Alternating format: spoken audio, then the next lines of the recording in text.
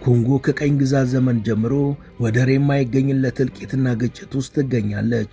ማዕድኖቿ ያለ ከልካይ ይበዘበዙ ዘንድም በነ ሩዋንዳ በኩል ከሀገሪቷ ሕዝብ ብዛት እኩል የሆኑ መሳሪያዎችን ወደ ኮንጎ ያስገቡና የተወሰኑ ሚሊዮን ዶላሮችንና ጦር መሳሪያዎችን ለግለሰቦች አከፋፍለው ሀገሪቷን በደም ጅረት ያጥቧታል።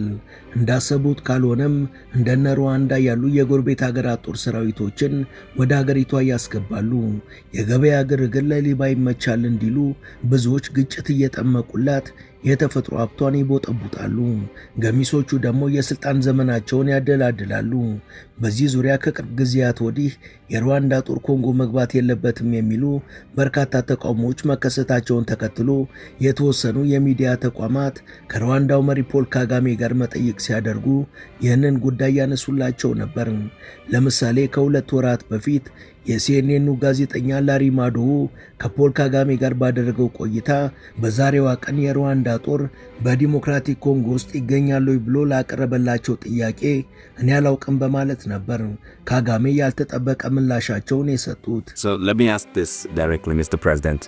Today on the 3rd of February, does Rwanda currently have any troops at all in Eastern DRC? I don't know. You're the commander-in-chief.